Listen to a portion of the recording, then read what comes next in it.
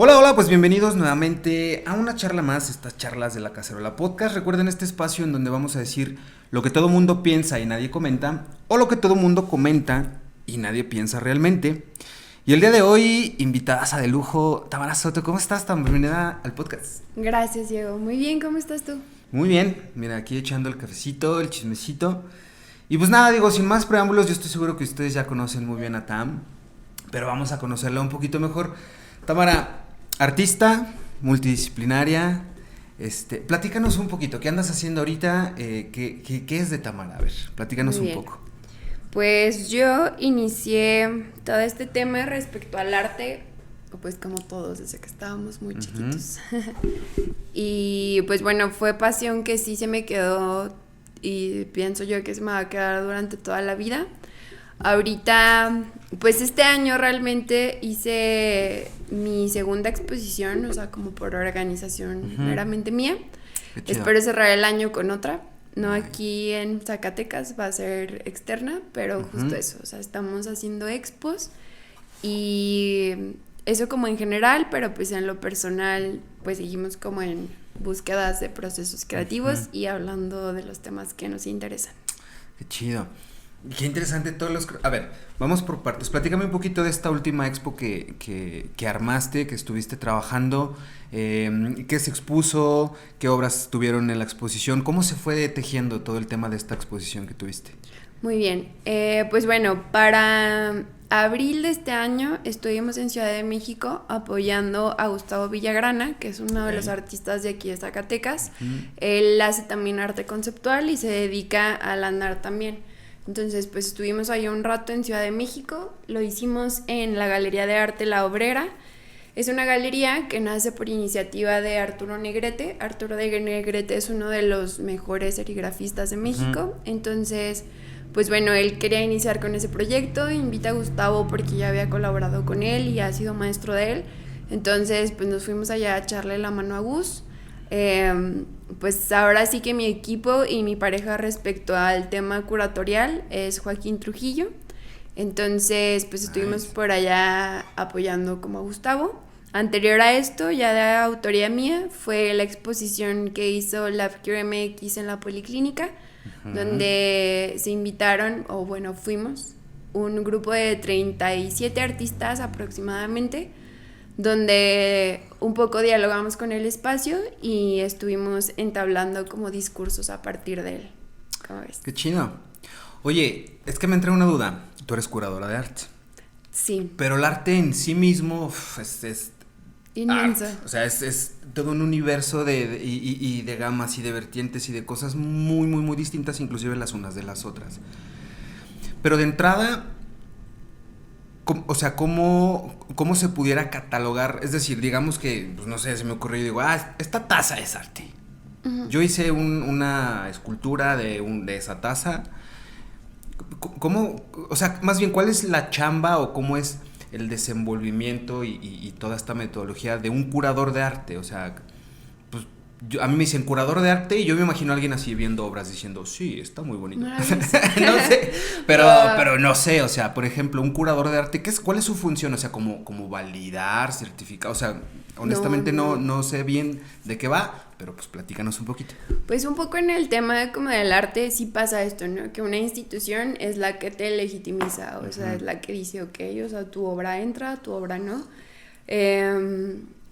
Un poco de lo que yo soy y el por qué mi iniciativa como esto de crear Lab, que es un espacio pues que existe en redes y que existe como en acciones, pero, o sea, pero no en un espacio como tal en físico, fue porque a mí me causa mucho tema este tema o sea, de que una institución te tiene que legitimizar, ¿no? O sea, en cuestión de tú eres artista o no eres artista, o tu obra vale o como no vale. Que te digan quién sí y quién no. Ajá, o sea, ese es un tema como muy grande que yo tengo. Entonces, y más ahora como con esto de, o sea, que somos como una generación que es nueva, o sea, no muchas personas como nos conocen. O al menos antes de eso no nos ubicaban como tal, como, ellos están haciendo esto o están hablando de tal cosa. Entonces, por eso decidí crear eso, o sea, la exhibición y crear el espacio, por mis problemas de autoridad. Ok. Porque era un poco como eso, ¿no? O sea, que uno buscaba como crear como su propia voz y con la libertad de eso, ¿no? Entonces, pues bueno, el curador se dedica un poco a hacer la selección y el análisis de obra. Y la intención justo con el tema de esa exhibición fue yo un poco canalizar como las discursivas que tenía cada artista y el diálogo que tenía, un poco guías, o sea, es como guiar como el mensaje ir de asesorando... lo que lleva la pieza. Qué chido. Entonces, es eso. Fíjate, aquí también me surgen un par de dudas interesantes, porque digo, el arte ha existido toda la vida, o sea, desde la época de, no sé, quiero creer, es que no sé exactamente cómo llamarla, pero a ver, las pinturas rupestres que se han encontrado y se siguen encontrando en las cuevas, por ejemplo, pues es una manera de manifestar arte, ¿no? O sea, yo quiero compartir o el arte de plasmar algún sentimiento, ¿no? De, animal, cabeza de águila mató a mí, no sé. O sea, este tipo de cosas, este tipo de pinturas, este tipo de expresiones. Pero más contemporáneamente, pues ya existe también el arte digital. Entonces, aquí hay, inclusive hace poco estaba leyendo un texto que hacía alusión a esto. O sea, cómo pasar del arte físico, de una escultura, de una pintura, de una obra de teatro, de una pieza musical con cuerdas, etcétera, a pasar al arte digital.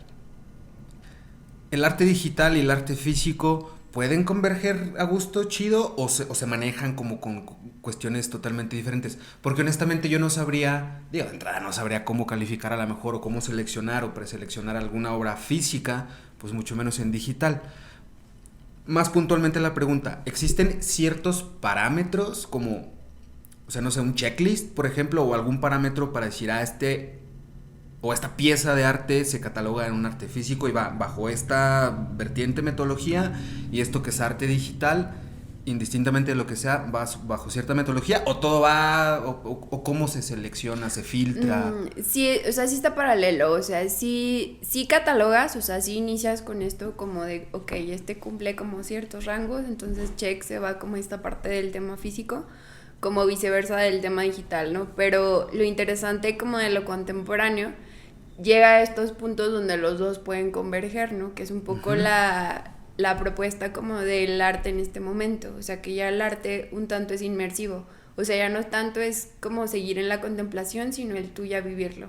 Entonces un poco es por eso que puedes ver en las expos ahora el cómo, no sé, tú ya es un espacio y está completamente como lleno de sal, ¿no? O sea, hace poco en Ciudad de México hubo una exposición donde tú llegabas y podías ver como luz al fondo y era una cascada donde caía sal y todo el piso estaba como lleno como de sal, ¿no? Entonces, toda la conversación que llevaba eso era de, o sea, un tema de, o sea, puntualmente hablaban del, o sea, del cómo ese lugar estaba produciendo como justo minerales, ¿no? Entonces el artista hizo como todo un análisis y la investigación, entonces empezó como a poner en ejemplificación, o sea, a través como de esa pieza, ¿no? Entonces, pues eso es como lo interesante del arte en este momento, o sea, que ya, o sea, nunca ha habido como reglas en el arte tal cual, pero la propuesta es esa, o sea, el que el espectador ya sea parte como de la obra, o sea, ya no meramente la tengas que ver, sino tú estés como experimentando, o sea, ser un poquito más, hacerte más inmerso también como pues en la misma obra per se, ¿no? Por ejemplo, no hace poquito, el año pasado o hace 2 años, no me acuerdo, estaba en Ciudad de México, íbamos pasando por la Plaza de la Revolución, creo, y estaba el Museo de Van Gogh, que era un museo la exposición de Van Gogh, una exposición interactiva. Y dije, vamos viendo, a ver, y nos metimos y fue muy interesante, ¿no? Ver las obras de Van Gogh con las proyecciones. Como con la dinámica que montaron en la exposición, de hacerla un poquito más interactiva, o sea, no sé, más dinámica, un poquito, o bueno, no un poquito, algo distinto, por así decirlo, porque tenías, no sé, proyecciones hasta en el piso y en el techo, y tú mismo también interactuabas entre las proyecciones, o sea, a mí se me hizo interesante, se me hizo muy interesante, este tema de hacer un poquito más copartícipe pues no sé, al espectador, por así decirlo, ¿no? Pero a ver, Tamara, platícame un poquito, ¿cómo fue? O sea, ya nos dijiste un poquito, ok, lo que haces, lo que tienes, lo que estás maqueteando, pero ¿cómo llegaste, pues, a esto? O sea, nos compartías que desde muy pequeña, Pero ¿cómo fuiste orbitando al arte? O sea, más allá de que a lo mejor no te gustaba tener jefes y esos problemas de autoridad, pero ¿cómo fuiste orbitando? O sea, ¿cómo fuiste gravitando hacia decir, ok, el arte me gusta? Dentro de todo el universo que es el arte, dijiste, ok, arte. Y después que hayas dicho arte, ¿en qué momento dijiste, a huevo, o sea, yo quiero vivir de esto, o sé que puedo vivir de esto? ¿Hubo un momento como disruptivo en el que dijiste, sí, jalo? O sea, ¿cómo fue esa historia? Ok. No, pues yo empecé, o sea, te digo, muy chiquita y todo el tiempo estuve pintando, o sea, desde que, pues sí, desde que tengo memoria es eso. Mi mamá todo el tiempo me dibujaba, recuerdo, invitaciones cuando eran mis cumpleaños, entonces ella las dibujaba y a mí me parecía, o sea, yo era muy fan de eso, o sea, hasta la fecha a veces como que le digo como, búscalas. Qué chido. Porque me llamaba mucho la atención, o sea, y pues bueno, o sea, a partir como de eso, creo que sí es influencia de que mi mamá me dibujaba y alrededor de mí, en mi familia es como un matriarcado, realmente la mayoría somos mujeres, entonces son creativas y pues bueno, o sea, yo empecé como a verlas a ellas y pues sí fue un ambiente como, o sea, muy influenciado por lo femenino. Ok.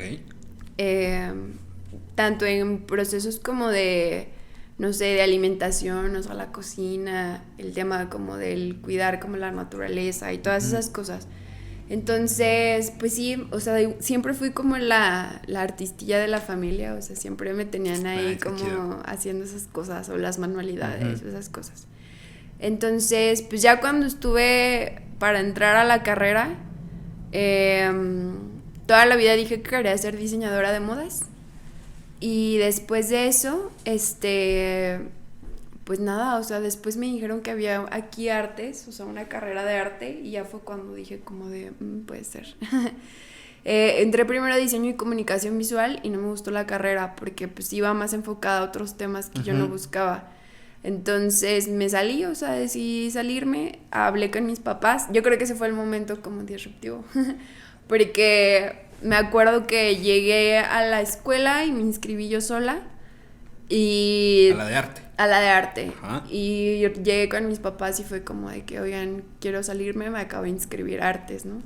Entonces mis papás fue como, ¿estás segura? O sea, todo el mundo yo creo que fue eso, como el, ¿estás segura? Y al principio no estás segura. Y te quedas como que, híjole, o sea, claro que sí, obvio. Ya cuando te vuelves como justo ya en este punto de mi vida, o sea, que ya es como concluir la carrera y empiezas a ver como realmente cómo es el mundo, dices como de újules, o sea, ya entiendes el por qué te decían eso, ¿no? Pero justo, es que yo creo, mira, es muy, como muy presionado, inclusive a veces nos falta muchísima información para poder tomar decisiones un poco más acertadas, me explico. No sé, a los que 17, 18 años es cuando normalmente entramos a la universidad. Así es. Está muy cabrón que a los 17, 18 años podamos tomar una decisión informada con todas las comidas del mundo que puede, literal y metafóricamente, puede cambiar el resto de tu vida. O sea, porque hay gente que dice, bueno, ok, y como que desde la prepa te van metiendo este pedo de, no, tienes que estar muy seguro de las decisiones que vas a tomar en tu vida porque es una decisión para el resto de tu vida. Y probablemente sí. El tema es que muchas veces no sabemos ni qué es lo que queremos. Digo, yo he platicado con mucha gente, yo fui docente universitario, yo estuve en la universidad, inclusive hoy en día, hace rato antes de entrar a micrófonos comentábamos el tema de los estudios y yo te comentaba que yo estudié una cosa totalmente distinta a la que me dedico hoy en día. No es excluyente, pero no estudié eso. A lo que voy es, aunado al comentario que tú dices, de que dicen, ¿estás seguro? Y estás segura y lo vas a hacer y tarara, tarara. Ojo, muchas veces pensamos que porque ya empezamos algo, una carrera, un trabajo, lo que sea, tenemos que a huevo terminarlo porque pues ya lo empezamos. O sea, un poquito sí, pero si no te gusta, si no estás conforme, déjenlo, o sea... Neta, déjenlo. O sea, siempre van a estar muy a tiempo, siempre. O sea, cuando quieran la decisión no va a ser demasiado tarde, o sea, sigues estando muy a tiempo. Porque también yo me cansé de ver y de escuchar y de conocer alumnos que decían, es que yo estudio, no sé, Derecho porque mi papá es abogado. O yo estudio, no sé, enfermería porque mi mamá es enfermera. Y les preguntas qué querían ser y te dicen, yo quería ser veterinario, o yo quería ser artista, músico, yo qué sé. Pero muchas veces esas decisiones también van influenciadas por lo que nos dice pues, nuestra familia, nuestros amigos. O muchas veces te metes a X carrera porque ahí está tu novio. porque también sucede y mucho. O sea, hasta esas cosas, sí, pues es que sí es, o sea, y creo que es algo que en su momento se ha comentado también mucho, o sea, que a lo mejor sí puede ser una edad como muy temprana como para que te pongan ese peso del mundo de eso vas a hacer toda tu vida, ¿no? Pero a la par creo que, o sea, sí estoy segura de esa situación, pero realmente el tema como o sea, del oficio de artista, o sea, sí es todo un tema, pero es maravilloso, pero está cañón. Sí, es complicado porque, o sea, yo creo que en la artisteada, indistintamente de la disciplina que sea, muchas veces te dicen, o sea, no sé, te dicen, ¿a qué te dedicas? Ah, soy bailarina. ¿A qué te dedicas? Soy curadora de arte, soy pintora, soy músico, soy escritor. Y muchas veces pues, te vas a morir de hambre. Y mentira no es. Pero está bien chido. No, o sea, es que es difícil y como todo es difícil. Sí, mira. o sea, en Zacatecas sucede porque, por ejemplo, o sea, por mucho que seamos una ciudad cultural, o sea, realmente espacios no hay muchos, ¿sabes? Entonces, o sea, ya en ese tema, tanto como de lo que es, o sea, el entrar y toda esta parte como de la competencia que hay y todo esto, o sea, pues ese es como aparte, ¿sabes qué? O sea, sí es difícil, pero es difícil como todo. O sea, un ingeniero y un arquitecto tampoco tienen la vida resuelta al egresar. Quizás sea más sencillo, entre comillas, algunas carreras o algunas profesiones, porque allá afuera hay mucho mercado para unas cosas y muy poco mercado para otras. Aún y con eso, pues sabemos gente que picamos piedra y tocamos puertas. Pero, por ejemplo, y cerrando el comentario de hace ratito, a mí se me hace muy loable y muy plausible, por ejemplo, lo que tú hiciste, el decidir terminar una carrera porque no te gustaba, o sea, porque justo no me gusta, pues me muevo, ¿no? O hago algo al respecto, porque pues ya identifiqué que no me está gustando. Pero justo, o sea, muchas veces pensamos, no, ¿qué van a decir? ¿Y qué van a pensar? Y que no sé qué, que no sé qué, que no sé qué. Tú tomaste la decisión, inclusive llegaste con tus papás y casi les tengo una buena y una mala.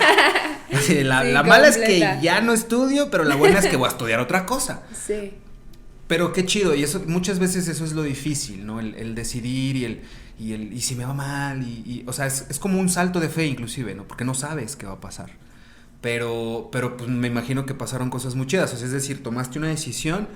¿Qué sucedió después de eso? O sea, ya con Tamara diciendo, pues ya tomé una decisión y ahora sí tengo que entrarle al pecho las balas, o ya se fue dando como más orgánico, fluiste mejor, o sea, cambiaste de carrera y ¿qué onda? ¿Qué pasó?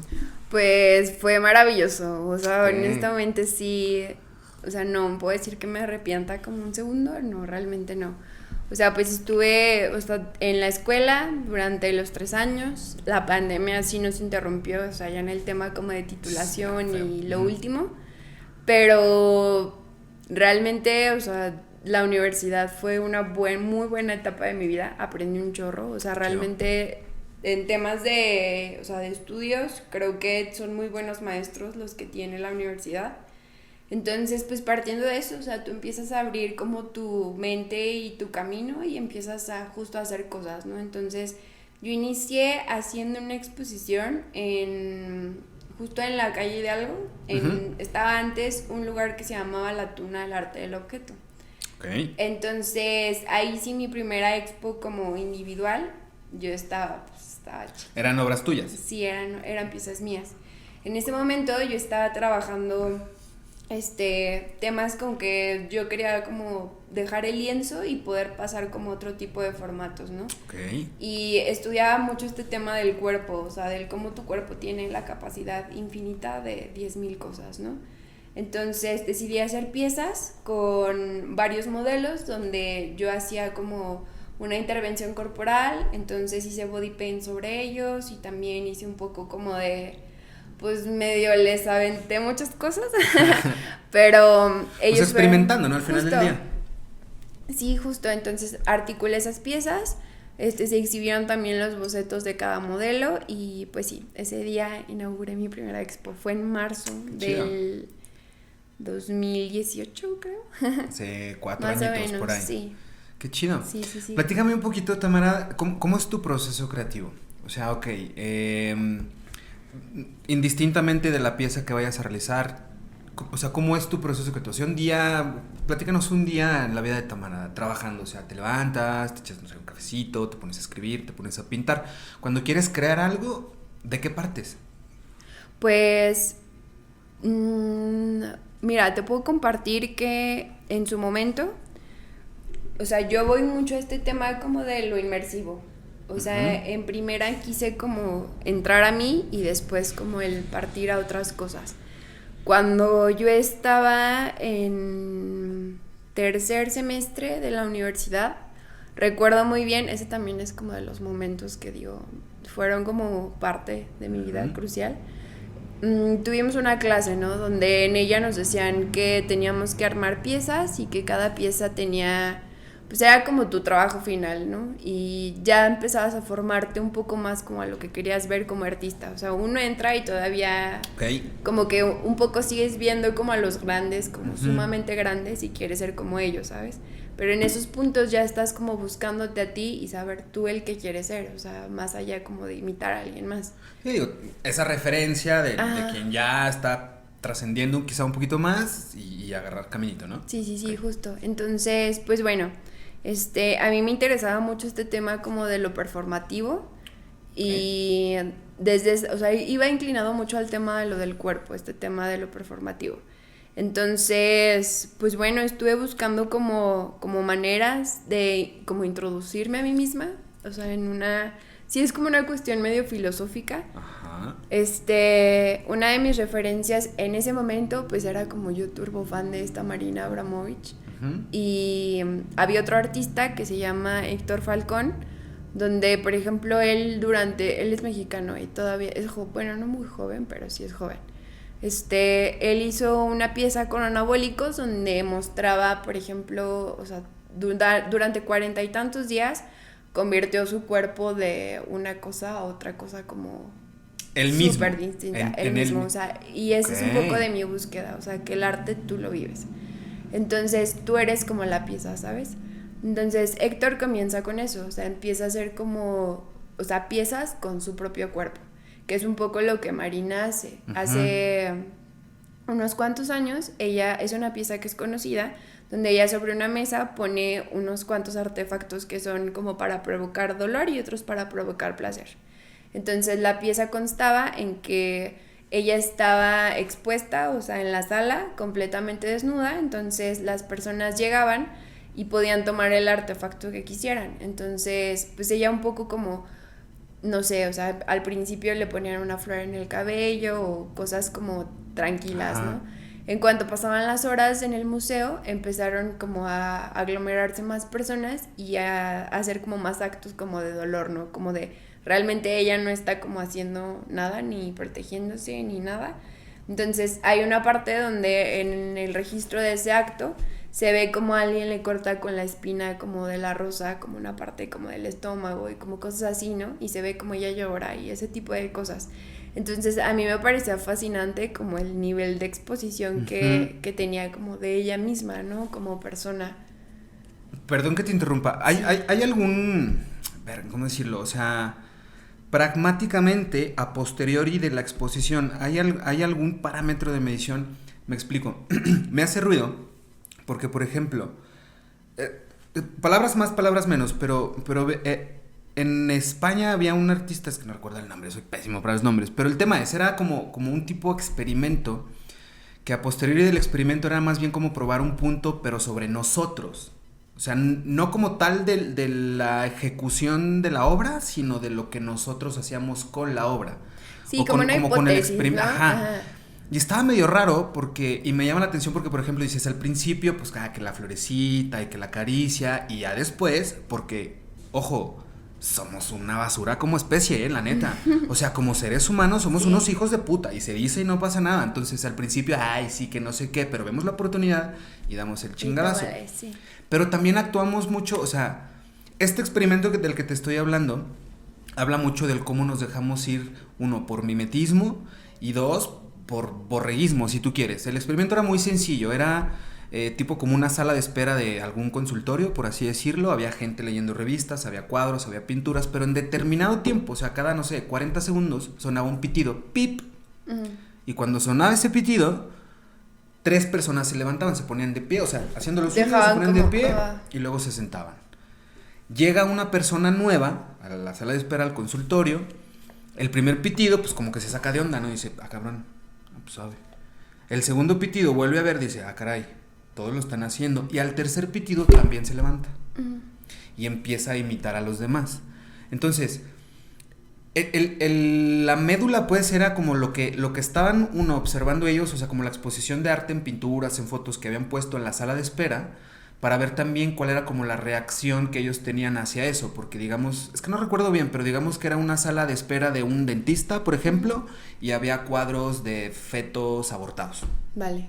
Entonces, uno era ver la reacción que ellos tenían, el cómo se sienten inclusive hasta cómodos o incómodos en el esperando entorno. en el entorno que tenían, y después como ya la interacción que tenían, pero con los demás. O sea, inclusive si era de, oye, güey, ¿por qué nos estamos parando? Pero no preguntaban nada, solo lo asumían, lo daban como válido y se paraban. Y era como que, ok, trasladándolo, por ejemplo, a la exposición que tú nos compartes, a esta dinámica, pues dices, hubo un momento en que ya había más gente, y si la más gente valida el dolor o el sufrimiento como, bueno, es lo que van a hacer. Porque sí, lo más fácil es, ay, qué bonito, aplaudir la flor en el cabello. Pero si alguien llega y te pica y te hace sangrar con una espina, más de uno va a decir, oh. Pero si con que uno diga, oh, a ver, otra vez, se deja ir, ¿sabes? O sea, justo. No sé si era como que lo que intentaba. Y el punto es como eso, o sea, son como pequeños, como pilotitos, como de caldo de cultivo, o sea, en el cómo reaccionas como a un espacio, ¿no? O a un entorno, y tú eres como el experimento, pues. Entonces, pues bueno, o sea, a mí me interesaba muchísimo toda esa parte, o sea, por otro lado, o sea, por ejemplo, o sea, el hecho de que esta persona fuera como la pieza, o sea, a mí me parecía fenomenal. Y ya desde hace mucho traía ese tema, ¿no? Como del cómo se volvería como vivencial. Entonces, pues bueno, empecé a estudiar como al principio sus maneras como de ella introducirse a las piezas. Tiene una escuela que por ejemplo hacen como un cierto tipo como de retiros y unas cosas un tanto como ascéticas.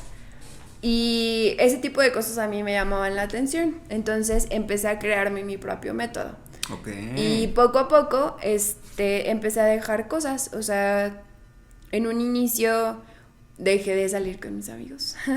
Empecé un poco sí a ser un tanto solitaria, o sea, donde yo empecé a quitarme un chorro como de vicios, o sea, hasta en cuestión de lo que consumía digitalmente y como en lo hábitos, que escuchaba. ¿no? Cositas así. Sí, puede ser, o sea, sí también, o sea, porque o sea, se vuelve como mecánico, o sea, sí lo hice como parte de un estilo de vida, pero llegó un punto en el que yo quería limpiar como un tanto como mi cabeza, que dejé por ejemplo, de leer o de escuchar música, porque yo traía como un rollo como quiero ver si puedo pensar como desde un punto como cero, neutral, ¿no? O sea, pero entonces era algo que deliberadamente lo decidiste, sí. Me voy a alejar de esto para dar como un detox. No buscaba un detox, o sea, buscaba justo como el punto de vaciarme, para ver qué podía como yo ahora decir en el punto como del vacío, ¿no? Como no trae ruido, pues, como no, ya. O sea, un poco del ver esta parte como del qué dices tú sin estar tan influenciada de las 10,000 cosas que suceden. Okay. Y esta parte como de que ahorita, y llevamos ya mucho tiempo, ¿no? En la era de la sobreinformación. Y que, por ejemplo, tú entras a TikTok y vas a ver 10,000 personas afirmando 10,000 cosas y otras 10,000 negándolo. Y otras 10,000 negándolo, sí. Entonces, pues yo quería hacer eso, o sea, quería ver si yo podía como o sea, pensar sin estar tan influenciada, ¿no? Entonces, pues me empecé justo a vaciar.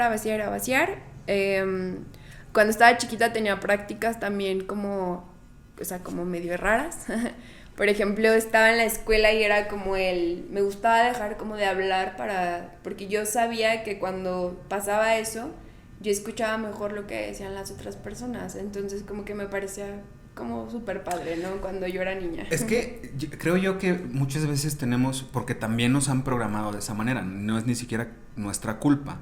O sea, por ejemplo, muchas veces, o sea, es este dicho en redes sociales, puntualmente, este dicho de si quieres conocer a alguien, no te fijes en los likes que tiene, fíjate en los likes que da. Justo. Qué es lo que a esa persona le gusta. Pero sí me llama un poquito la atención que tú dices, o sea, el tema de yo vaciarme para entonces Digo, así lo interpreto yo. No sé si vaciarme sería la palabra, digo, tú la pusiste. Pero sí, o sea, el tema como de quitar el ruido, ahí el polvo, para entonces, no sé si tener como un argumento más genuino, más tuyo, Sí. sin que esté influenciado por otras cosas. Pero, por ejemplo, Roberto Martínez en determinado momento decía, la creatividad o lo nuevo no existe. O sea, porque ya, pues, güey, ya todo está hecho. O sea, no puedes decir, yo creé esto desde cero. Porque Sí, tuviste eso, que haber buscar el tenido hilo un negro punto de está referencia. cañón. Exacto, no Sí. vas a encontrar el hilo negro, no existe. Y ese proceso creativo, o sea, la creatividad es de partir de algo que ya está hecho a algo distinto, pero con un punto de partida. Eso es la creatividad. Aquí está la creatividad. No es ni siquiera copiar algo. Porque pues el copiar como tal también creo que lo tenemos mal entendido en definición o en concepto. Porque instintivamente así somos. O sea, no es ni siquiera contraintuitivo. Porque aprendemos por mimetismo. Hasta... Digo, yo siempre he creído que somos lo que comemos, literal y metafóricamente. O sea, eres lo que consumes, eres las series que ves, los libros que lees, los amigos con los que frecuentas, porque literal y metafóricamente... No, y siempre es un diálogo constante, o sea, y eso lo decimos mucho en el arte, o sea, al final de cuentas, tú estás dialogando todo el tiempo, tanto contigo, con él, o sea, con tus referentes, o sea, cuando haces, por ejemplo, no sé, o sea, hubo un momento también donde varios pintores hacen como, no sé, diálogo con Picasso, ¿no? Y justo hacen como el traslado de los elementos de su obra, pero a su misma obra, ¿no? Y diálogos con Picasso. O sea, ¿cómo sería un ejercicio de diálogos con Picasso? Perdón, mi ignorancia. Okay, no te preocupes. No, o sea, pues por ejemplo, vas tú tomando como los elementos, llámese elementos, símbolos, y partiendo de eso justo vas como desbaratándolo y lo conviertes como a tu propio lenguaje, ¿no? O sea, por ejemplo, un poco Emilio Carrasco, por mencionar uno de los artistas de aquí de Zacatecas. Él hacía mucho ese tipo de diálogo, pero él en cuestión de la figura como de la mujer, entonces iba como desbaratando y uno de sus referentes era justo Picasso, entonces... Un poco es eso, o sea, tú vas como... Okay, ya. Pues agarrando un los poco elementos desmembrando los elementos y que te como sirven, masticándolo, ¿no? Y llevándolo como desde tu porque, parte, ¿no? fíjate, hace poquito justo platicábamos con Pedro Valtierra, fotógrafo zacatecano. Estábamos platicando con Pedro sobre los procesos creativos y mencionaba algo muy similar, decía... O sea, yo en mi proceso creativo, no sé, hace 30 años que estaba tomando fotos o que era corresponsal de guerra. O sea, si es que no hay, o sea, evidentemente no hay una fórmula. Pero, por ejemplo, nos compartía en una ocasión cuando ganó el premio... Ay, güey, ¿cuál es el premio que dan en España? ¿El Príncipe de Asturias o algo así? Ganó el Príncipe de Asturias por una fotografía en Chiapas, me parece, un tema con la guerrilla en Chiapas y por allá, y se ganó un premio. Y decía, mira, curiosamente a mí después de darme ese premio, uno de los premios más importantes al menos en España en cuestión de fotografía, el periódico en el que estaba yo trabajando, pues me mandaron a cubrir Nota Roja. Y pues tú dices, güey, vengo de ganar un Príncipe de Asturias, mamón, y me vas a mandar con los borrachos y los que chocan. Pero que dijo, arre, jalo, no hay bronca. Él dijo, muchos de los fotógrafos que yo conozco hoy en día, de nombre o sin nombre, si los mandan a sacar Nota Roja, te dicen muchas gracias porque pues yo no estoy para eso. Dijo, jalo, eso me dio muchísima perspectiva. Y dijo, yo empecé a agarrar todos los elementos, pues a lo mejor de estar trabajando en Nota Roja, y después de estar trabajando como corresponsal acá, y después de estar trabajando como corresponsal en política, en lo que tú quieras. Dice, cuando agarras el valor epistémico de cada cosa, o sea, el tema de acá, es lo que te sirve, o sea, no te quedes con el... No, o sea, algo bueno ha de haber. Y es lo que te sientes, agarra poquito de este, y agarras poquito de este, y luego agarras poquito de este, y vas haciendo el tuyo. Y ya tú creas tu propia sintonía, tu propia vertiente, tu propia... Mira, se me ocurre un ejemplo muy claro también, pero que va en el sentido de la religión. Hay un personaje que se llama Rafa Rufus, él es psiquiatra...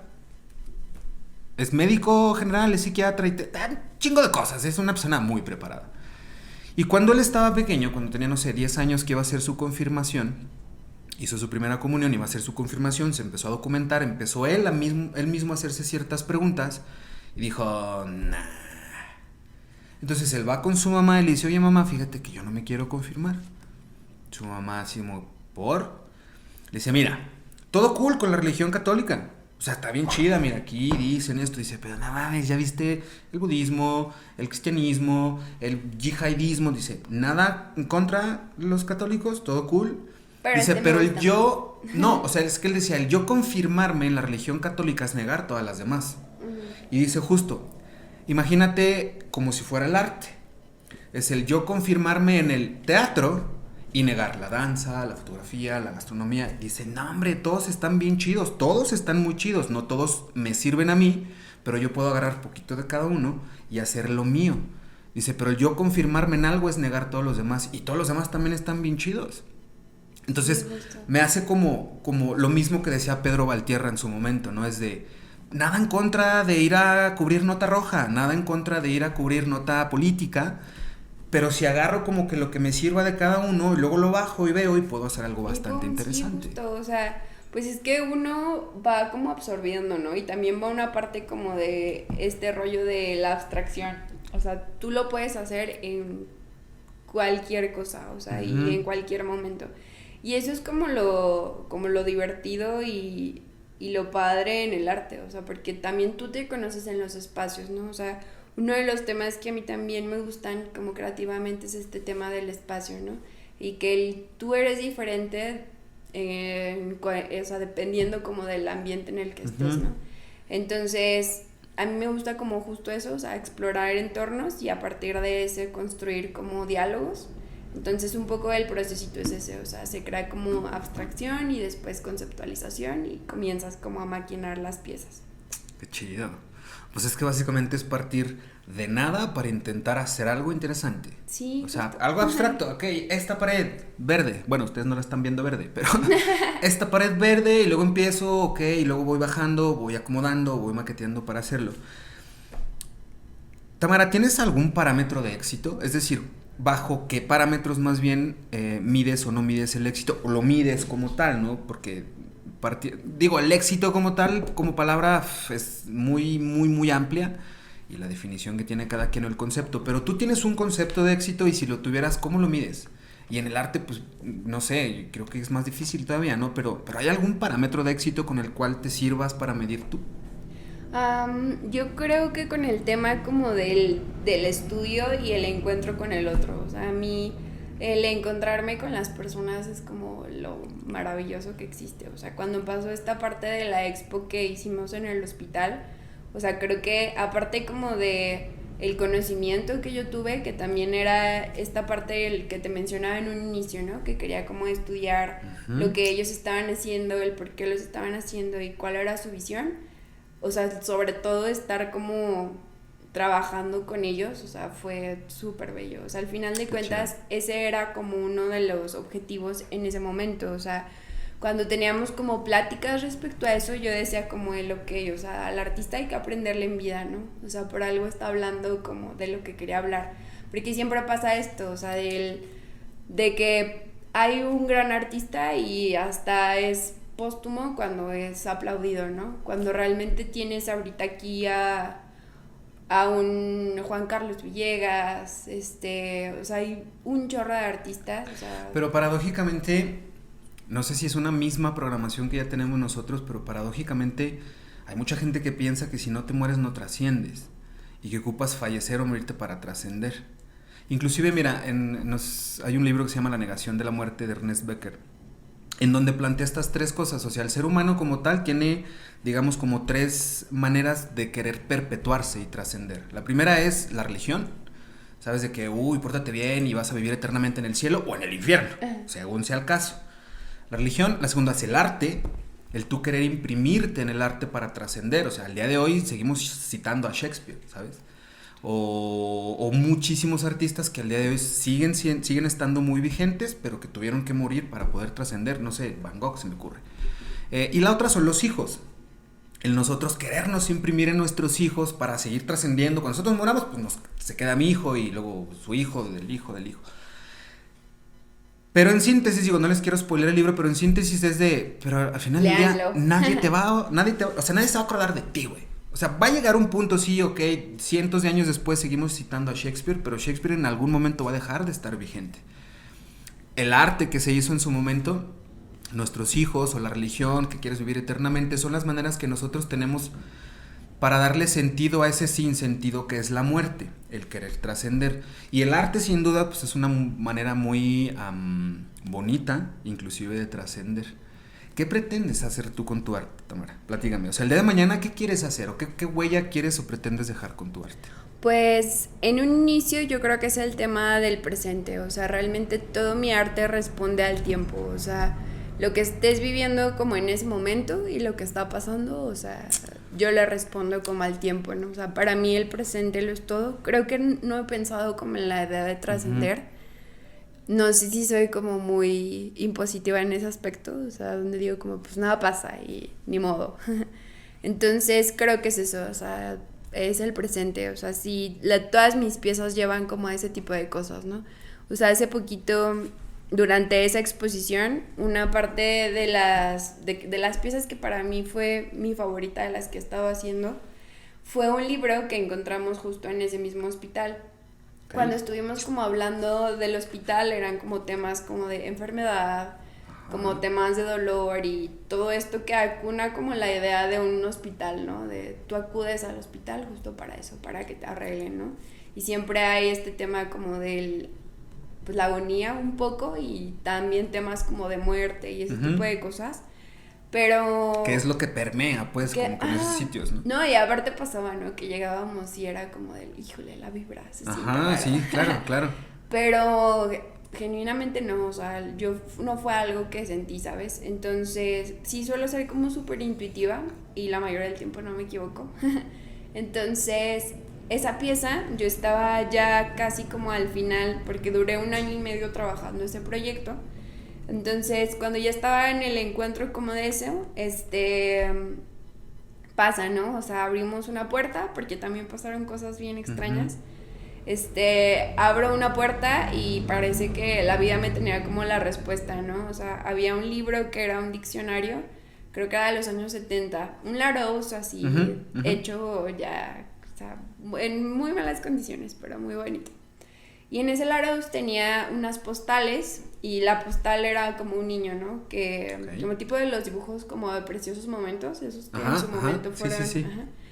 Decía algo así como de te voy a dar lo mejor siempre. Y dentro había como una postal donde era como la carta de amor, ¿no? Donde le escribía como del atesoro como todo esto y todo esto es porque tú me has como ayudado a verlo, ¿no?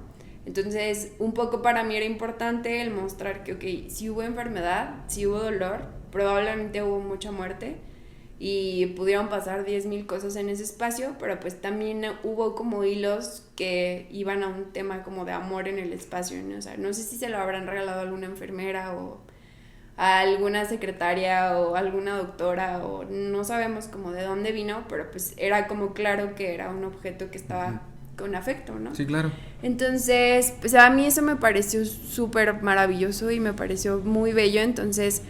pues decidí conservarlo y una parte de mi pieza iba hacia eso, ¿no? O sea, en el que también hubo como amor. Y pues sí, o sea, en ese momento también yo me fui a Ciudad de México a inicios de año a conocer justo a este artista que te mencionaba en un inicio, Héctor Falcón. Y cuando estuve con Héctor y fui al estudio y todo esto, me estuve quedando en el departamento de alguien de mi familia, que es una de mis primas. Ella estudió oncopediatría, entonces, pues bueno, o sea, yo venía como de armar una expo en un hospital y llego con ella, que son temas como que podíamos compartir, entonces, o sea, pues ella tenía en su cuarto como una pared llena de dibujos que le dan los niños, ¿no? Como de gracias, doctora, por salvarme y ese tipo de cosas. Entonces, en ese momento yo dije como de, pues realmente de esto es de lo que quiero hablar, ¿no? O sea, también hay voluntad como en el médico, ¿no? Y justo ahí también hay cariño y también hay como una vocación y todo este tema como del artista, o sea, que tiene como su búsqueda con el mundo y su manera de querer como exponerse, o sea, creo que un poco lo mío va a este tema como de los afectos y cuidados y responsiva como eso, entonces, pues conjugué estas partes y la pieza era eso, o sea, lo que encontramos en ese momento en el hospital, a la par con haciéndole homenaje como a los médicos y a esta parte de personal de mi vida, ¿no? Que era alguien de mi familia. Y fíjate, es que los hospitales sí tienen como un... O sea, se crea ahí como una simbiosis medio extraña porque inclusive lo decía creo que Amcor en una de sus letras de... En una cama está muriendo una persona y justo en la planta de abajo están haciendo otra. No sé si tiene sentido, pero sé cómo funciona. O sea, son de esas cosas, es como esta frase de "It works even if you don't believe in it". O sea, hay cosas que funcionan, aunque no sepas cómo, no sepas por qué, funcionan. Ajá, o sea, y tiene que ser como esa manera. Y justo los hospitales tienen como este vibe un poco extraño porque justo, o sea, en una planta está muriendo una persona, en otra hay niños con enfermedades terribles y en la planta de abajo están naciendo otras donde hay flores y globos, pero en la de arriba hay llanto y es como muy extraño y muchas veces no se percibe o no se visibiliza de esa manera. Porque justo, o sea, creo yo que en los hospitales inclusive se ven sensaciones más genuinas que en cualquier otro lado. Justo. O sea, a mí me parecía asombroso porque en ese momento yo le decía a mi prima, ¿no? Como de, vengo aquí y vine como a conocer a esta persona que para mí era como, wow, o sea, en el arte. Y el ver la manera en la que trabajan y en todas esas cosas y en el que me hayan como abierto la puerta a estar como a ese tipo de lugares. O sea, yo le decía, no manches, siento que me tengo que acabar la biblioteca o me hacen falta como unos 10 años para alcanzar este nivel, o sea, está cañón. Y un poco era como que yo le decía, como me siento un poco ya como inhibida en esta situación, ¿no? Y hablamos como del por qué hacíamos las cosas, ¿no? Y yo traía este tema como del, pues estoy haciendo esto como lo de las expos y así. O sea, sucede como una estructura de trabajo y lo podemos leer desde el aspecto como artístico, pero realmente por algo tú decides como compartir o exponerte, ¿no? O sea, siempre es un tema, bueno, al menos en este momento por mí es un tema como genuino de amor, como a las cosas. Y que mira, tú lo mencionabas hace rato y hablabas de la intuición. Sí. Por ejemplo, hablando de cosas que funcionan y no sabemos cómo. La intuición, Alexis de Anda tiene inclusive un muy buen episodio dedicado a eso. El tema de hacerte caso. Justo. Porque muchas veces, y lo platicábamos hace rato, no irte como manada, como los borregos y porque todo el mundo lo dice, pero también cuando tomamos decisiones de yo quiero hacer esto porque a mí me nace, es esa intuición, o sea, llámalo intuición, llámalo como ustedes quieran, puede ser alguna otra cosa que a lo mejor aún no nos da para comprender, pero que pongámosle intuición, ese tipo de sensación que se siente, por ejemplo, hablando en primera persona, un par de veces cuando he querido tomar decisiones, se siente alguito aquí que se siente bien y que digo, es por ahí. Sí. O sea, es por ahí, porque lo estoy sintiendo. O sea, este pedo no miente, la energía no miente. No, y o sea, justo tu cuerpo lo sabe. Exacto, o sea, tienes memoria de hace 10,000 años. Y yo le empecé a hacer un poquito más caso a esa sensación, me empecé a escuchar más y fue cuando se empezó a construir todo esto. Estoy sumamente feliz con lo que hemos construido y el equipo de colaboradores que tenemos aquí, lo que hemos logrado. Pero siento yo que en gran medida ha sido por hacerle caso a eso. Porque es como que, ok, va por aquí, es intuición, es experiencia, es no sé. Pero son esas cosas de it works even if you don't believe in it. Aunque no sepas cómo, aunque no lo entiendas, aunque no sepas qué pedo, funciona. Sí. Y Alexis de Anda era lo que decía, cuando nos empecemos a hacer caso un poquito más a nosotros, las cosas van a cambiar. Porque muchas de las veces estamos haciendo las cosas partiendo del que dirán, de lo que vayan a pensar los demás, y se convierte en una lucha interna de lo que yo quiero y de lo que yo pienso que ellos quieren para mí. Porque ni siquiera es lo que ellos quieren, es de lo que yo pienso que ellos quieren, es este pedo de, ay, no, ¿qué va a pasar? ¿Qué voy a hacer? Y cuando le hacemos caso más bien cuando nos hacemos un poquito más de caso a nosotros, pues ese ruido de los demás como que se va cayendo para escucharte más a ti. Que a ver, yo no estoy diciendo que va a funcionar con todos igual y que vayan a sentir, o sea, yo estoy hablando en primera persona de mi experiencia partiendo de lo que tú dices en el tema de la intuición y de que casi nunca te equivocas, porque justo cuando tú lo sientes genuinamente es porque eso es. No, y es una convicción que dices, pues aunque no sea por algo. Ajá. Exacto. Y creo que era como un poco lo que te platicaba al inicio, o sea, Tamara estaba buscando como callar muchas cosas en su cabeza o dejar como influencias para ver que ella podía como compartir, ¿no? O que ella podía estar como hablando. Entonces, pues es muy bello el camino del Inclusive arte. muchas veces, aunque no lo sientas, porque pasamos pinches tercos y aferrados, muchas veces aunque no lo sientas, ahí vas, o sea, es este pedo de ver la curva y acelerar. Y no está mal, pues, porque muchas veces es de... Sabes que no es muy correcto acelerar en una curva, pero lo hacemos por pinches tercos y aferrados necios que porque somos. nos gusta, ¿no? Pero algo, yo siento, y también Alexis de Anda lo comenta, es algo que aún te falta por aprender. O sea, si tú dices, sí, man, jalo, inclusive muchas veces sabes que la vas a cagar, porque también tomamos este tipo de decisiones, no sé, o sea, un ejemplo muy mundano, no sé, regresar con tu ex. Tú sabes que a lo mejor no es la mejor, pero lo quieres hacer y todo el mundo te dice, ay, Tamara, neta, vas a regresar con tu X. Y tú de, sí, pero tú no, favor. sí que es porque quizá algo te falta por aprender. Ahí todavía falta algo, que aprender. Creo que todo el mundo hemos tenido como que, a lo mejor específicamente hablando en eso, todo el mundo hemos tenido malas experiencias, pero chingo mi madre si no hemos aprendido algo, o al menos ya no te lo aplican tan fácil. O sea, el artista siempre está buscando respuestas, ¿sabes? Y de las maneras más extrañas posibles las encuentras en lugares que ni te imaginas, pero extraño, o sea. Yo también he creído toda la vida en el tema de buscar respuestas. Vaya, cuestionarte pues las cosas, ¿no?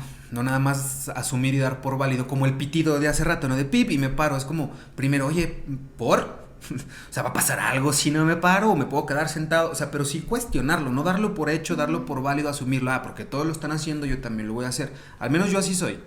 O yo así he sido durante mucho tiempo de mi vida, el preguntarme, o el mínimo intentar encontrar una respuesta alternativa. Y me queda claro que el preguntarme las cosas no me va a dar la respuesta, al menos no inmediato. Acción, justo.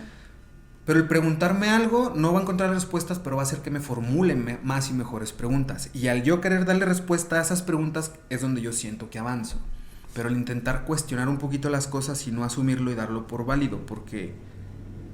pues indistintamente de si te estás preguntando o no las cosas, también es preguntarte, ¿me estoy haciendo las preguntas correctas? O sea, no nomás es preguntar por preguntar, pero que, a ver, se escucha un poco fácil, es un pedo, pero... Son pero procesos mentales y está cañón, o sea... Y son complicados y son largos, o sea, no es algo así como que en una semana vas a tener resueltos los problemas que tenías la semana pasada, pero siento yo que al menos el atenderlos, ¿no? El verlos, el preguntarte, ¿qué hago?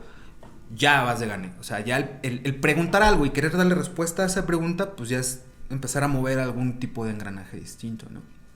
Pero no, bueno. y aparte cuando tú te respondes está súper chido, o sea, te digo que en ese momento, o sea, a mí me interesaba como ese tipo de trabajos, o sea, tanto de la chava que te comentaba como de este artista Héctor. Uh-huh. Y por ejemplo él también tiene otra pieza que está cañona donde, o sea, pero eran cosas que tú las piensas y dices como de, está absurda, pero si lo ves dices, qué bello, o sea, y es una muy buena pregunta, o sea, por ejemplo en su momento cuando yo le preguntaba como el qué onda con tus piezas corpóreas, él me decía como del, pues bueno, o sea, él por ejemplo estuvo trabajando un tiempo de modelo para esto de costear la carrera de artes y estas cosas. Entonces hay una pieza donde el hombre tomó como 10 litros de jugo de zanahoria porque quería cambiar el pigmento de su piel, ¿no? Entonces como él, ¿cómo se te ocurren ese tipo de cosas? Y él, ¿cómo lo haces? Pero él como eso lo apega como hasta cuestiones como biológicas, ¿no? Ajá. Entonces a mí ese tema me parece maravilloso, o sea, chido. Creo que el cuerpo puede hacer 10,000 cosas, o sea, también en esos momentos yo... me suelo juntar mucho como con amigos que se dedican a escalar y como ese tipo de cosas. Okay. Y aparte el ejercicio para mí fue algo que amo, entonces, o sea, el ver cómo tu cuerpo tiene como la carga de todo y tú puedes hacer y deshacer con él, o sea, a mí me parece precioso. Entonces, de una manera como responsable también, ¿verdad? No sí. Es mandarse la fregada nomás porque el cuerpo va a aguantar chido. Pero qué chido, o sea, creo yo que ahí es donde sí se hace más sustancial este tema de todo suma. Así o sea, porque pensamos que... no sé, tú como curadora de arte, habrá quien te diga, güey, ¿por qué tienes amigos alpinistas, güey? Pero tú has sabido y has querido y lo has logrado trasladar un tema artístico y conjugarlo con un tema físico también. Porque es muy válido y el arte, pues evidentemente está en todos lados, ¿no? O sea, es el tema de esto es lo que hay. ¿Qué vas a hacer con esto? Esto es lo que tienes. Sí. Porque somos lo que somos no por lo que tenemos, sino por lo que hacemos con lo que tenemos, ¿no? Esto es lo que hay, ¿qué vas a hacer con esto? Ah, pues bueno, yo tengo esto, y voy picándole, y voy experimentando, y voy viendo qué funciona, pero justo, o sea, también el arte yo siempre he creído que se trata de salirse de la rayita, de dibujar afuera de la rayita y ver qué sucede, porque pues, nos han dicho que dibujar adentro de la rayita, y hay gente que está dentro de la rayita, pero siento yo que quien trasciende es quien se anima a salir de la rayita, pero eso es lo que yo creo. Sí, o sea, es todo un camino y la verdad ha estado interesante, pero realmente justo es esto, o sea, uno se empieza como a conocer en él y es bien raro, o sea, hace un año también me acuerdo que en las últimas cosas que he escrito he estado hablando mucho como en este tema de saltar al vacío, ¿no? Okay. O sea, por ejemplo, cuando pasó este tema del socavón que hubo aquí en la Alameda, ajá. Bueno, acá. Ajá. Hablaba como un poco de personas que veían como al socavón y veían a la nada, ¿no? Y después de tiempo empecé a encontrarme con muchas imágenes de personas queriendo saltar como o sea, de lugares como altos a tú no sabes dónde. Entonces un poco yo lo asemejo a que pues estoy como en ese punto de la vida, ¿no? Y también creo que visualmente uno es un poco como más inteligente que a veces racional. A veces tu visión puede adelantarse un poco a lo que racionalmente todavía no digeres. Entonces, ciertos tipos como de cosas yo las puedo como ver hacia eso, ¿no? O sea, en temas como de percepción. Entonces, pues creo que ligado a lo que mencionas ahorita del salirte como de la rayita y buscar como un cierto tipo de cosas, pues creo que Tamara se encuentra como en ese punto, ¿no? Qué chido. Sí. Porque aparte se trata de estar en un constante aprendizaje, o sea, no es de, ya aquí me quedo porque ya lo sé todo, porque estoy... Digo, quien quiera quedarse ahí, sentarse en una zona de confort, súper chido, son sus decisiones, pero sí, yo soy de la idea de que todos los días es un constante, vamos viendo qué pedo. O sea, y todos los días se puede aprender algo, y si no se puede mejorar algo, pero qué chido que estás en ese... Pues vamos a salirnos de la rayita, no pasa... Porque también no pasa nada si te sales de la rayita, lo peor que pueda pasar es que aprendas algo. A no salirte de la rayita, quizá, pero ya lo aprendiste. Y si no lo hubieras hecho, y creo no que hay aprendido. muchos que lo estamos haciendo en este momento. Y también eso es súper bello. O sea, porque no soy la única. O sea, en este tema como de esta expo que te menciono, fue para febrero. O sea, un poco también era eso. O sea, éramos como un grupo de 30 y tantos güeyes que ya estábamos saliendo de la rayita y buscando qué producir, ¿no? Y estábamos como diciendo, ¿qué onda con Zacatecas? Y esto es lo que nosotros estamos pensando o viendo. Entonces, pues eso es lo interesante también. Que cuando se junta esa energía y esa sinergia de gente que quiere hacer cosas chidas, sucede magia, ¿eh? Me ha tocado verlo, pues mira, aquí está la consecuencia de juntarse con un par de personas que dijeron, oye, si armamos algo diferente, si hacemos las cosas chido y surgen. Creo yo que cuando se quieren realmente hacer las cosas, encuentras a alguien que sume y que traiga, no la misma idea, pero a lo mejor sí la misma intención que tú, sucede. Completamente. O sea, porque va a suceder, o sea, yo creo que no hay manera de que no, queriendo las cosas, pues no hay manera de que no sucedan, ¿no?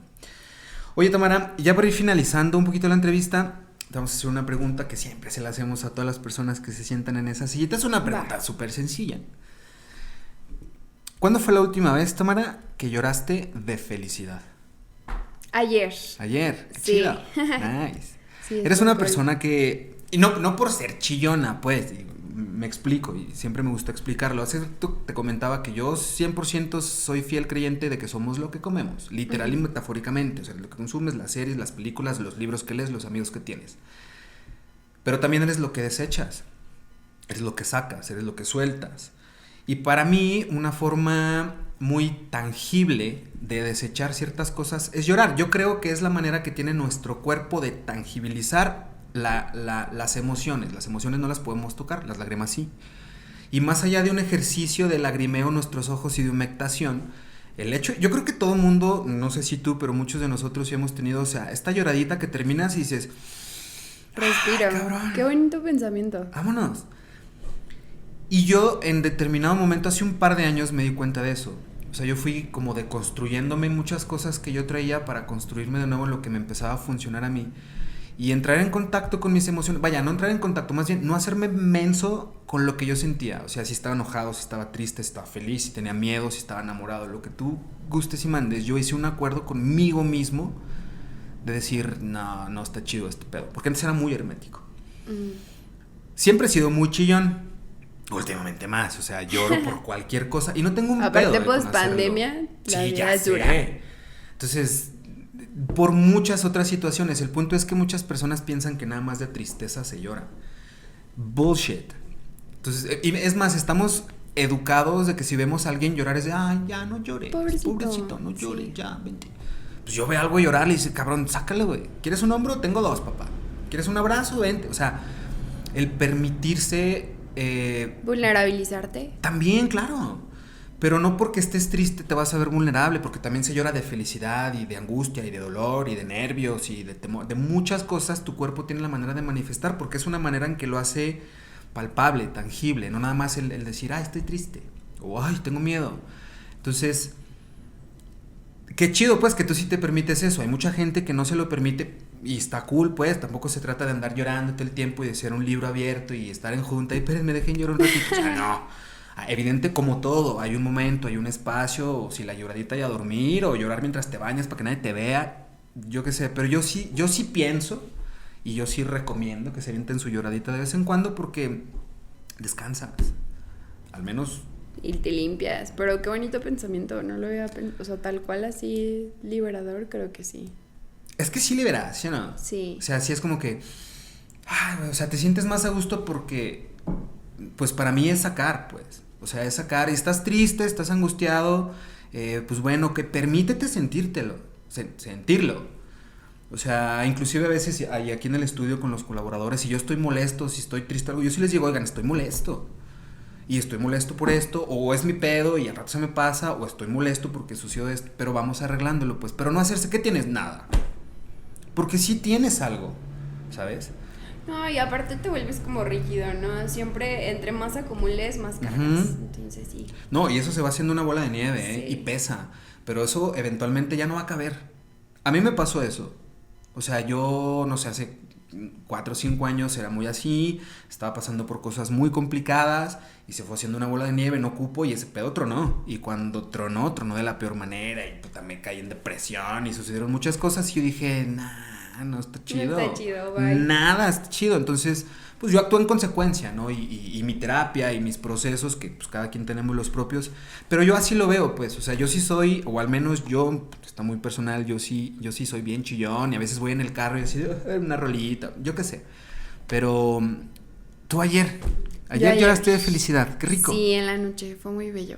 Qué chido. Pues sí, o sea, yo creo que también fue por este tema del agradecer con la vida y ver que estaba como en el mismo lugar en el que estuve hace un año y que fue algo pues que cambió mi vida. O sea, creo que el darte cuenta de ese tipo de cosas es, o sea, pues ya ni siquiera es como no sé, o sea, es otra cosa, o sea, es otro nivel, creo que sí. Brevemente, ¿cómo describirías el odio? ¿Qué opinión te merece el odio? ¿Qué concepto tienes del odio? Creo que el odio es rencor. Rencor. Ok. ¿Y el amor? Todo lo que existe. Qué bonito. Todo lo que existe es amor, pues sí. Definiciones. Yo soy súper vitalista, o sea, sí es. ¿Tú crees que el odio es necesario? No, lo creo súper innecesario. ¿El amor es necesario? Sí, pues te sostiene muchísimo. O sea, creo que ahorita como sociedad estamos estructurados de maneras que a veces no son tan funcionables. O que creo que es un hecho que no son funcionables. Entonces, crear como tus redes de apoyo y el crear como cierto tipo de espacios como nuevos o dinámicas distintas de correlacionarte. O sea, creo que esa es de las partes importantes. Por eso creo que el amor chido, o sea, el amor va a ayudar a sostener muchísimas cosas. Fíjate, hace un año justamente aquí en el estudio hicimos una dinámica, un proyecto que se llamó 2021. Consistía en platicar 20 minutos con 21 personas diferentes haciéndoles exactamente la misma pregunta. Y platicamos desde, no sé, con influencers, con limpiaparabrisas, con músicos, con empresarios, con artistas, con pintores, escultores, etc. Y la pregunta era muy sencilla. Si hubiera algo mal con nosotros, ¿qué está mal? Y wow, o sea, hubo respuestas bastante interesantes porque... Platícame una, ¿qué dijeron? Es que, vaya, fueron muchas más bien. Yo creo que el punto de convergencia de las 21 personas era la falta de empatía. O sea, porque, por ejemplo, el político te decía que estaba mal el tema económico. Cool, ese es su contexto y su perspectiva. El limpiaparabrisas te decía que lo que estaba mal era la inseguridad. El influencer te decía que lo que estaba mal, o sea, ¿sabes? Pero ya dentro de la plática te dabas cuenta que lo que realmente está mal o que fue un punto medular o un punto de convergencia entre todos, las 21 personas con las que charlamos, era la falta de empatía.